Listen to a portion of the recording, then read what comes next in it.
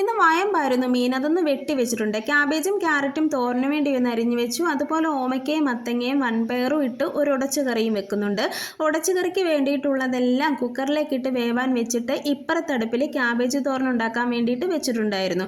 ചീനച്ചട്ടിയിൽ കടുകും ഉഴുന്നും കൂടി ഒന്ന് പൊട്ടിച്ചിട്ട് ക്യാബേജും ക്യാരറ്റും കൂടി ഇട്ട് ഇളക്കി ചെറിയ തീയിലൊന്ന് വേവാൻ വെച്ചു. അതിനുശേഷം മീൻ നല്ലതുപോലെ ഒന്ന് കഴുകി വൃത്തിയാക്കി എടുത്തിട്ടുണ്ട്. എന്നിട്ട് എല്ലാത്തിനും വേണ്ടിയുള്ള തേങ്ങ ഒന്ന് തിരുമ്മി എടുത്തിട്ടുണ്ട്. അപ്പോൾ നമ്മുടെ തോരനൊക്കെ റെഡിയായി കിട്ടി. അതേസമയം ഉടച്ചുകറിക്കുള്ളതെല്ലാം നല്ലതുപോലെ ഒന്ന് വെന്ത് കിട്ടിയിട്ടുണ്ടായിരുന്നു. അതിലേക്ക് അരപ്പും കൂടി ചേർത്ത് മിക്സ് ചെയ്ത് വേറൊരു ചീനച്ചട്ടിയിലേക്ക് കടുക് വറുത്ത് കറി റെഡിയാക്കി എടുത്തിട്ടുണ്ട്. പിന്നെ കുറച്ച് മീനെടുത്ത് വറുത്തെടുത്തിട്ടുണ്ടായിരുന്നു. അതിനുശേഷം വയമ്പ് മാത്രം മാങ്ങയും ഇട്ട് തേങ്ങ അരച്ച് ഒന്ന് വറ്റിച്ചെടുത്തു. അപ്പോൾ ഇതിലേറെ പച്ചമുളകും പച്ചക്കുരുമുളകും ചേർത്തിട്ടുണ്ടായിരുന്നു.